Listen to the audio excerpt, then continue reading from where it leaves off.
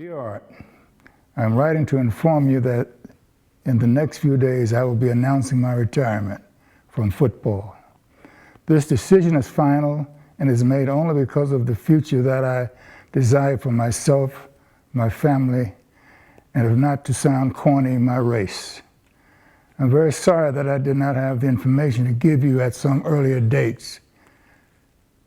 For one of my great concerns was to try in every way to work things out so that I could play an additional year. I'm very sorry to see you make the statements that you did, because it was not a victory for you or I, but for the newspaper men. Fortunately, I seem to have a little more faith in you than you have in me. I honestly like you and will be willing to help you in any way I can, but I feel you must realize that both of us are men and that my manhood is just as important to me as yours is to you. It was indicated in the papers out of Cleveland that you tried to reach me by phone. Well, I hope you realize that when I'm in my apartment, I never refuse to answer my phone. The only reason that I did not contact you before I knew the completion date of the movie is that the date was the one important factor.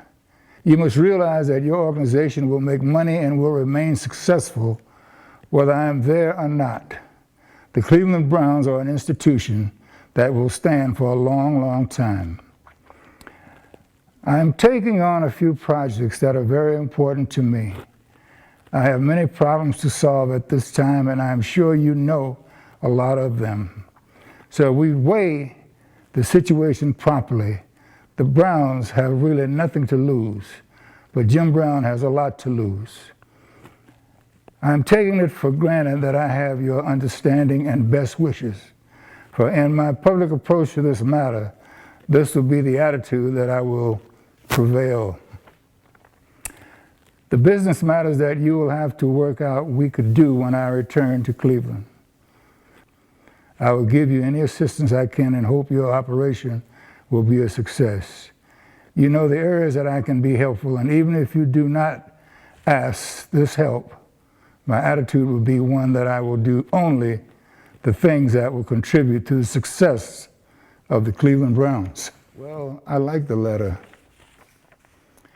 and it was a very important statement for me to make. It represented everything about me. I think it's fair, I think it's clear, I think it's considerate. I think it shows that I'm interested in my family and my career. And I knew that when I wrote it, it could be 50 years later and it would still be me. I've always taken pride in the fact that my statements over the years, they always lasted, because I think being truthful and representing yourself as a man will always stand up. So I'm surprised that you had this, but I'm proud that as a young man I had the ability to articulate in this way and show the kind of fairness that's in this letter.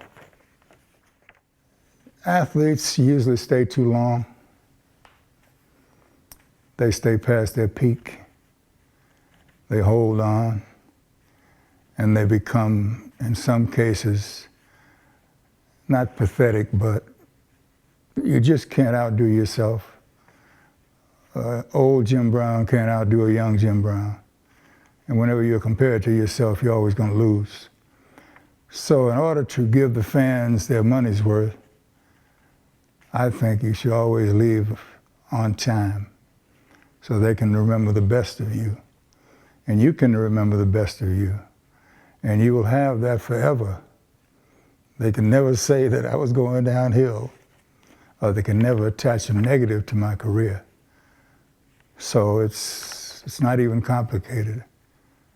It's the right thing to do to move out on time. It was an accident, basically. Phil Gersh, a major Hollywood agent, decided that I had the physique and the mentality to be an action actor. And he put the proposition to me, and I accepted it. And I said, you know, you'd have to give me a screen test to see if I have any potential. And if I pass it, then we can make a deal. If I don't, then my acting career is over. So they gave me a screen test, and they said I passed it. I'm not sure, but that was the beginning of my acting career. Oh, I loved it. I loved the feeling. And then my agent got me a 3-picture deal with Paramount. And when I retired, I had a 3-picture deal. So I knew that I was going to make 3 films regardless of what happened in my life. And my second film was, of my career was The Dirty Dozen, which became a classic. And the rest is history.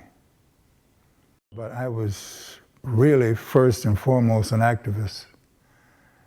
I was fighting for freedom, equality, and justice every day of my life.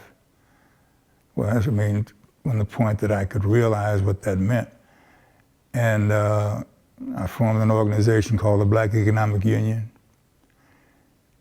I think you'll remember when we brought Muhammad Ali to Cleveland, and Bill Russell, and John Wooten, and Kareem Abdul-Jabbar, and Jim Shorter, and a lot of top black athletes in the country came here. So I was always active to create equal opportunity and to use whatever money and whatever power I had to affect social change. I was basically a proponent of economic development as the way to equality, social equality.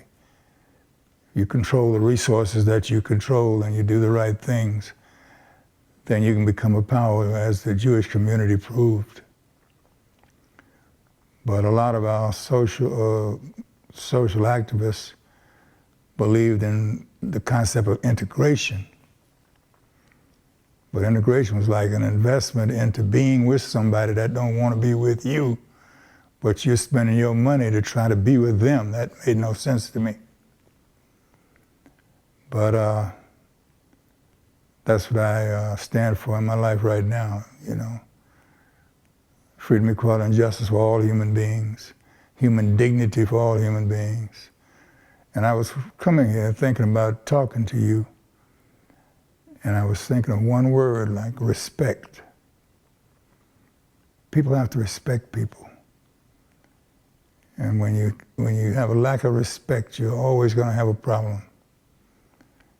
And that one word is something that I always live by. Because someone was of a different color, that made no sense to me.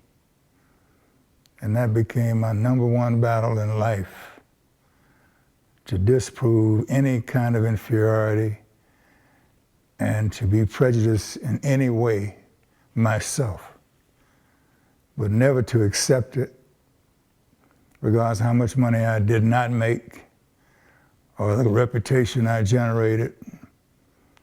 My reputation was supposed to be because I was a bad guy. But my reputation was based on the fact because I stood up. And I will always stand up, because when I say freedom, equality, and justice for all people, that all is underlined, all people. I'm not saying black people, you know, I'm not saying white people, all people deserve an equal opportunity in this so-called democracy. Al Davis was a real friend of mine, and we had a lot of conversations because he was considered a rebel. He was an owner that was a rebel. I was a player that was considered a rebel, but we really liked each other. And I did a show in Las Vegas and said I would, Franco was gonna creep and crawl and break my record. I'll come back and re-break it. So people took it seriously, and we had a lot of fun with it. And Al said, hey, you know, why don't you come back to the Raiders? And I guess Sports Illustrated came with the idea of putting me on the cover in a Raider uniform. because Al being a Rebel, that would probably be the only team that would take me back.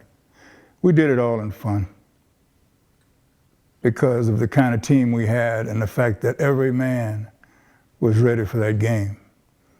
Every special team player wanted to play and give everything that he had.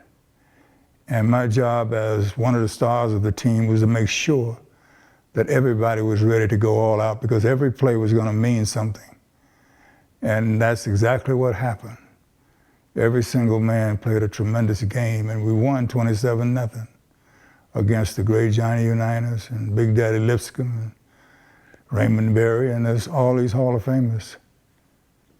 An attitude of teamwork, togetherness, sacrifice, appreciation, all these things was represented in that team at the time. Didn't have a lot to do with the coaches, although Blanton allowed us to take care of our business. And we took care of our business as a team that liked each other, played for each other, and gave it everything we had. Those are great memories, and those memories represent Cleveland, and they represent the fans. And those were the days when the Browns were truly the Browns. And thankfully, I think now we have an organization that will respect that and get back to that understanding. I know we have the kind of coaches that feel that way. And we have a lot of young players that I really like. So it's about Cleveland, man. Cleveland is special. And, you know, to be a 3-touchdown underdog against a Cleveland Brown team, that's very insulting to our fans. So we got off. Yeah, we probably had 2 million people that was at the game. But they have a right to stretch the point a little bit. They probably weren't at the game, but they probably listened to it or saw it on TV. Because it was a happening at that time. It was a great happening. Jimmy Haslam has shown, and the understanding and the respect, it's unprecedented. And so I come back knowing that my legacy as Cleveland Browns running back will live forever. And finally, I can join forces with the forces to take a minute to celebrate it. I have a great appreciation for this particular one because of the people that it came from. My disappointment before was genuine, but no one really owes me anything in the Browns organization, never have owed me anything. So any disappointment I have is based upon my emotions. And I guess the appreciation that I have is based upon my emotions. So if I can stand out there and have my kids with me and my wife, and they can say that they appreciated what I did here, that's good. And I was also thinking about what I stood for when I was here. And I really am proud to be able to say this, that I didn't really miss a practice, I don't think. Don't think I missed a day. And I never missed a game, that's for sure. I never wanted to miss a game. And I tried to do all the things I could do to be in the best condition I could be off season and to show up and to take a leadership role and stand up. So I gave a lot to being a member of the Cleveland Browns. And that 64 team, we're very proud because John Wooten is one of my dear friends. Dick Shafrath is one of my dear friends. And these two guys both blocked for me. And we have a wonderful club because both of these individuals have made great contributions to our society. and we have a likeness in the way that we think. And so this night, the way it's come about, because of Jimmy Haslam, you know, who has a mind of his own, and whatever went down in the past, he just put all that aside and reached out. So I have great appreciation for it.